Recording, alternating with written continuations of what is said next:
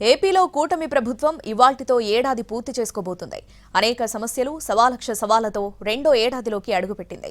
రాజధాని నిర్మాణం, Polavaram project, తరుముకొస్తున్న super 6 హామీల అమలు, ఇలా అనేక సవాళ్లు ప్రభుత్వం ముందుండగా వీటిని ఎలా అధిగమిస్తుందన్నది ఆసక్తిగా మారింది.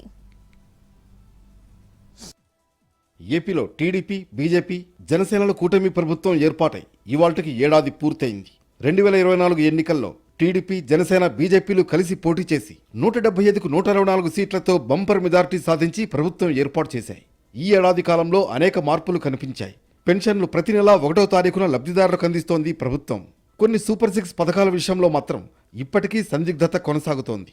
అన్నదాత సుఖీభవ, మహిళలకు ఆర్టీసీ బస్సుల్లో ఉచిత ప్రయాణం కోసం ప్రజలు ఎదురు చూస్తున్న పరిస్థితి కనిపిస్తోంది. ప్రస్తుతం కూటమి ప్రభుత్వం ఆర్థిక ఇబ్బందుల్లో ఉంది. ఈ ప్రభుత్వం వచ్చిన తర్వాత ఇప్పటికే 1,50,000 కోట్లు అప్పు చేసింది. ఇంకా సంక్షేమ పథకాలకు భారీ స్థాయిలో నిధులు కావాల్సి ఉంది. రాజధాని నిర్మాణానికి కేంద్ర ప్రభుత్వం ఆదుకుంటున్న కొన్ని నిధుల అవసరం ఇంకా కనిపిస్తోంది. ప్రభుత్వ రోజువారీ ఖర్చులకు కూడా డబ్బులు అదనంగా కావాల్సిన పరిస్థితి. కూటమి మొదటి ఏడాది పాలనలో రాజధాని అమరావతి రీలాంచ్ కార్యక్రమం జరిగింది. రాష్ట్ర విభజన జరిగి 11 ఏళ్లు గడుస్తున్నా ఏపీకి రాజధాని లేని పరిస్థితి. ఒక మంచి రాజధాని కట్టాలనే ఉద్దేశంతో ముఖ్యమంత్రి చంద్రబాబు అనుక్షణం పనిచేస్తున్నారు. రాజధాని పనులు ఇప్పటికే ప్రారంభమయ్యాయి. మరో 40,000 ఎకరాల భూ సమీకరణకు ప్రభుత్వం ప్రయత్నిస్తోంది. దీంతో రాజధాని రైతుల్లో కొంత అసంతృప్తి వ్యక్తమవుతోంది. ఒకవైపు సంక్షేమం, మరోవైపు అభివృద్ధి, ఈ రెండింటినీ సమాంతరంగా తీసుకువెళ్లాల్సిన పరిస్థితి. సూపర్ 6 హామీల అమలు, అభివృద్ధి పనులు, రాజధాని నిర్మాణం, పోలవరంతో పాటు ఇతర నీటిపారుదల ప్రాజెక్టులు సవాల్గా మారుతున్నాయి. కూటమి ప్రభుత్వం ఏర్పడి ఏడాది అవుతున్న సందర్భంగా ఇవాళ తల్లికి వందనం నిధులు విడుదల చేయనున్నారు. ముందు చెప్పినట్లుగానే స్కూల్స్ తెరిచేలోపు తల్లికి వందనంపై కూటమి ప్రభుత్వం నిర్ణయం తీసుకుంది. ఎంతమంది పిల్లలుంటే అంతమందికి తల్లికి వందనం ఇస్తామన్న మేనిఫెస్టో హామీ మేరకు పథకం అమలుకు నిర్ణయం తీసుకుంది ప్రభుత్వం.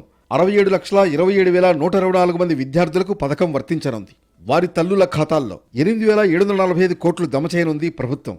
ఫస్ట్ స్టాండర్డ్లో అడ్మిషన్ పొందే పిల్లలు, ఇంటర్ ఫస్ట్ ఇయర్లో చేరే విద్యార్థులకు కూడా తల్లికి వందనం వర్తిస్తుంది. సూపర్ 6 హామీల్లో ఇప్పటికే పింఛన్ల పెంపు, అన్న క్యాంటీన్, మెగా డిఎస్సి, దీపం 2 పథకాలు అమలు చేసింది కూటమి ప్రభుత్వం. త్వరలో అన్నదాత సుఖీభవపై నిర్ణయం తీసుకోనుంది. ఉద్యోగాల కల్పన ప్రస్తుతం కూటమి ప్రభుత్వానికి ఛాలెంజింగ్. ప్రభుత్వ, ప్రైవేట్ రంగాల్లో ఎన్ని ఉద్యోగాలు ఇస్తారనే చర్చ కూడా యువతలో ఎక్కువగా జరుగుతోంది. పెరుగుతున్న క్రైమ్ రేట్, మహిళలపై దాడులు ఇబ్బందికరంగా మారాయి. వీటన్నింటినీ అధిగమించి రెండో ఏడాదిలో ప్రభుత్వం ఏ రకంగా ముందుకు పెడుతుందనేది చూడాలి.